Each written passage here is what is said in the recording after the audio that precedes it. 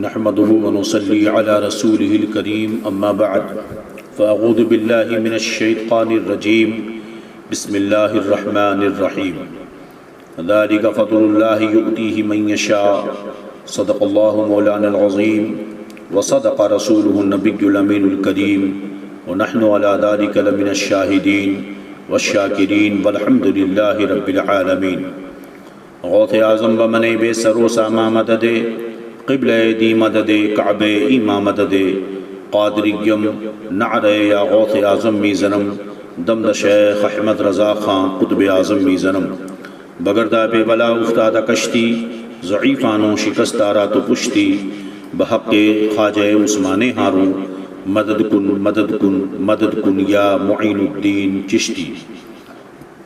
محبان گرامی، رفیقان محترم، تمام اہتمام اور کمال محبت کے ساتھ پیارے آقا مدینے کے تاجدار صلی اللہ علیہ وسلم کی بارگاہ میں بلند آواز سے درود پاک پڑھ لیں۔ اللہم صلی علی سیدنا و مولانا محمد طب القلوب و دوائها وعافیت الابدان و شفائها ونور الابصار و ضیائها وعلى آلہ وصحبہ وبارک وسلم صلاة و سلاما علیک یا رسول اللہ صلی اللہ علیہ وسلم۔ رفیقان محترم، آج 2 شوال المکرم ہے اور اسی 2 شوال المکرم کی تاریخ میں آج سے تقریباً برسوں پہلے 2 شوال المکرم 1354 ہجری برود شنبہ کو مدینۃ العلماء گھوسی میں حضور سرکار سیدی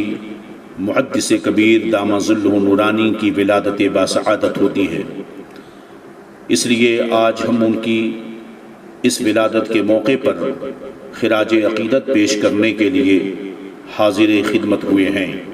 اللہ رب العزت ہماری اس کوشش کو اپنی بارگاہ میں قبول فرمائے اور سرکار محدث کبیر دامہ ظلہ نورانی کے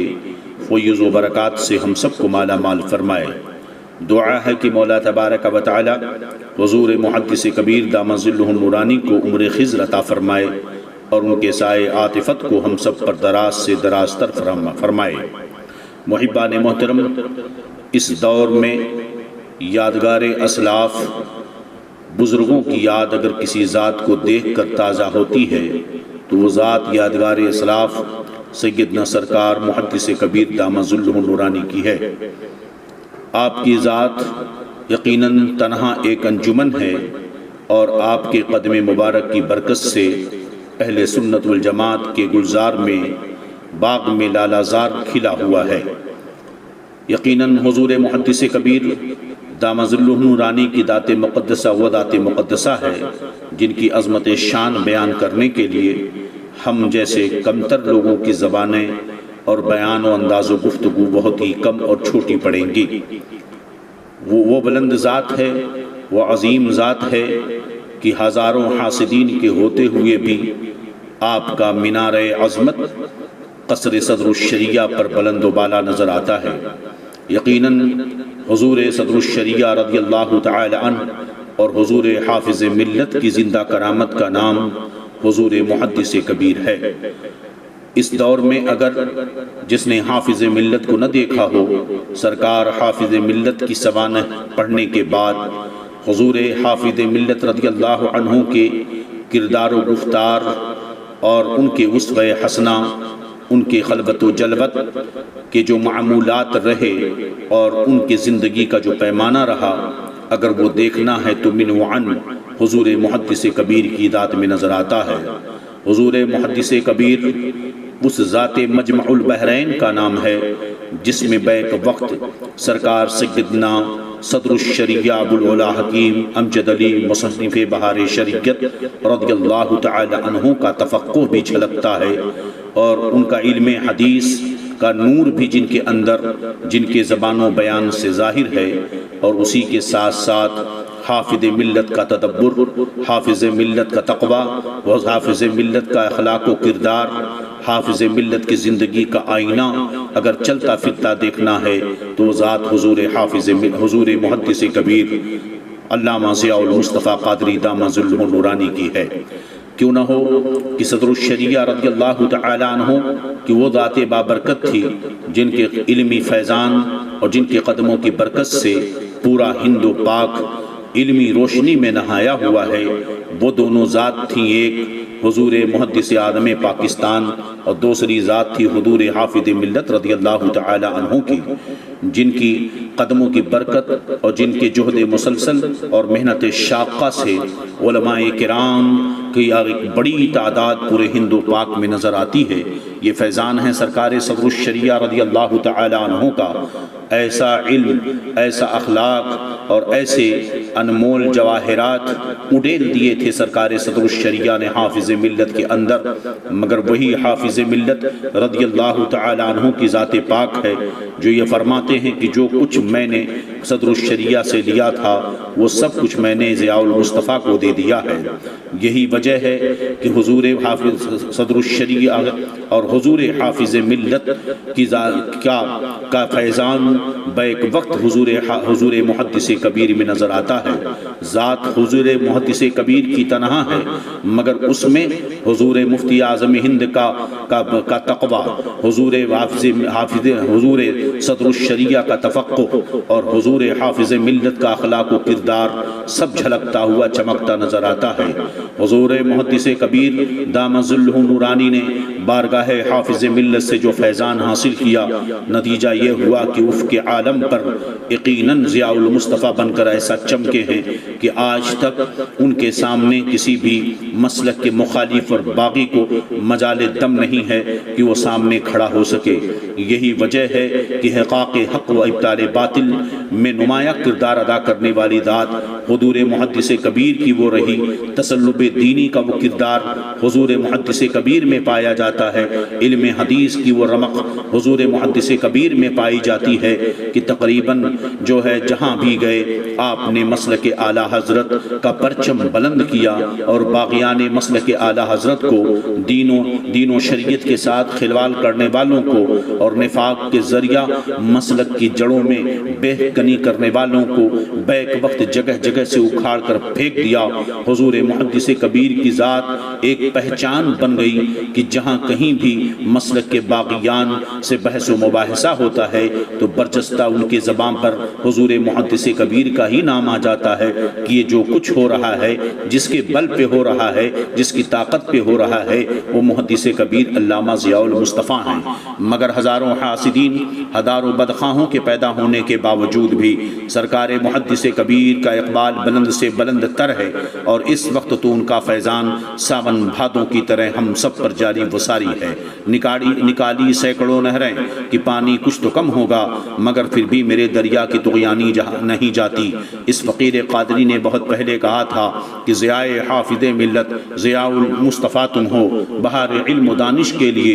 گلے تر خوشنما تم ہو۔ حضور محدث کبیر دامہ ظلہ نورانی کا اٹھنا بیٹھنا چلنا پھرنا جن جن لوگوں نے حافظ ملت کی زندگی کو دیکھا ہے وہ اچھی طرح جانتے ہیں کہ حضور حافظ ملت رضی اللہ تعالی عنہ نے اپنا سب کچھ اڈیل کر رکھ دیا ہے حضور محدث کبیر کے اندر۔ یہی تو وجہ ہے کہ آج دنیا حضور محدث کبیر دامہ ظلہ نورانی کو اس قدر یاد کرتی ہے، کہیں پر آپ کو محدث کبیر اور کہیں علامہ صاحب کے نام سے مشہور و معروف پورے عالم میں، اسی طرح آپ کو ممتاز الفقہاء والمحدثین، سلطان الاساتذہ، رئیس المناظرین، امام المدرسین، استاذ الاساتذہ، امیر المومنین فی الحدیث، نائب قاضی القضات فی الہند، مناظر اہل سنت، یادگار حافظ ملت، جانشین صدر الشریعہ کے نام سے جانا اور پہچانا جاتا ہے۔ یقیناً یہ علمی فیضان جو حافظ ملت کے واسطے سے صدر الشریعہ کا حضور محدث کبیر کو ملا،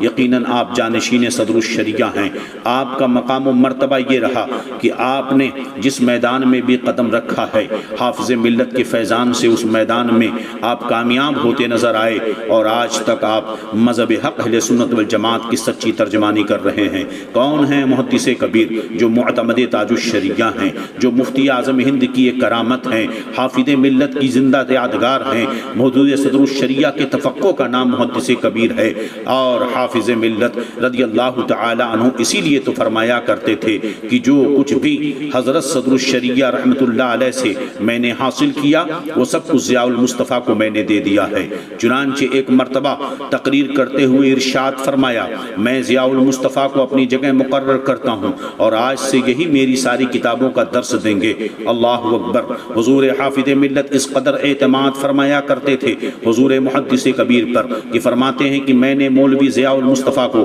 اشرفیہ کے لیے بلایا ہے۔ ان کی تنخواہ میں زیادہ اضافہ تو نہیں، البتہ اپنی تنخواہ دے کر ان کی تنخواہ میں اضافہ کر سکتا ہوں، لیکن ان کو یہاں سے جانا نہیں ہے۔ سوچو وہ حافظ ملت تھے اور ایک جگہ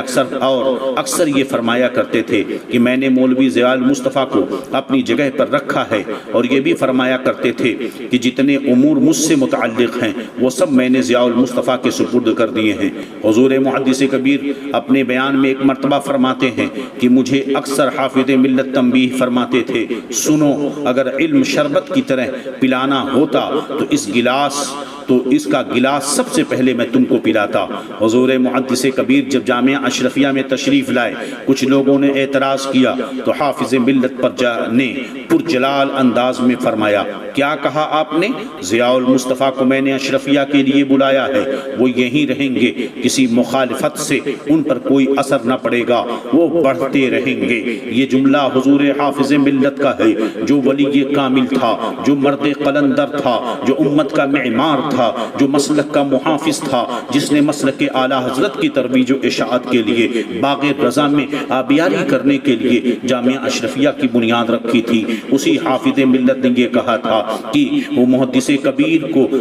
کی مخالفت کرنے سے ان پر کوئی اثر نہ پڑے گا، وہ بڑھتے رہیں گے۔ نتیجہ یہ ہوا کہ آج محدث کبیر بڑھتے ہی ہیں، بڑھ رہے ہیں۔ الحمدللہ سرکار محدث کبیر دامہ ظلہ النورانی ذات حافظ ملت کی یادگار ہیں، ان کا آئینہ دار ہیں۔ مجھے یاد آتا ہے کہ لیبیا میں ایک مرتبہ کانفرنس ہوئی تھی اور ہندوستان کا وفد علماء کا جب لیبیا گیا تو وہاں کے جامعہ کے شیخ کے سامنے حضور حافظ ملت کا تذکرہ ہوا، اور لوگوں نے یہ کہا کہ ہمارے شیخ حضور حافظ ملت وہ ہیں جنہوں نے جو 40 سال تک جنہوں نے مسلسل 40 سال تک بخاری شریف کا درس دیا ہے۔ تو شیخ جامعہ لیبیا نے کہا تھا، سلام علی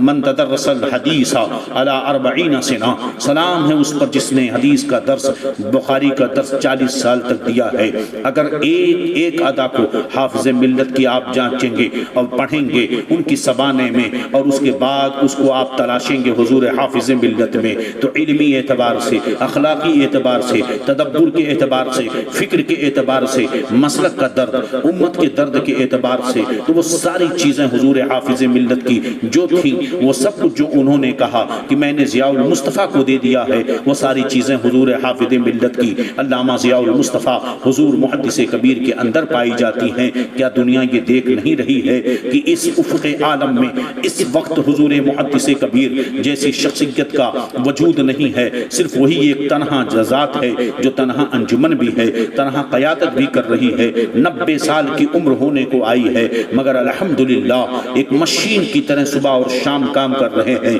اور 40 سال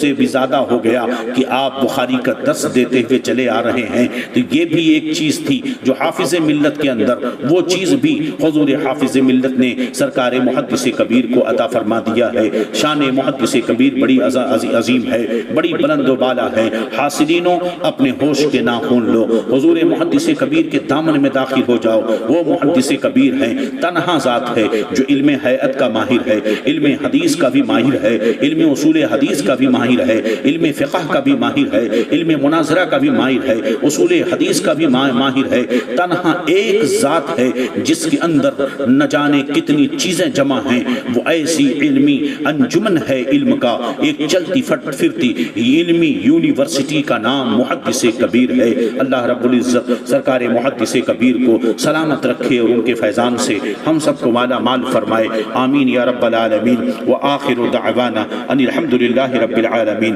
السلام علیکم ورحمۃ اللہ تعالی وبرکاتہ۔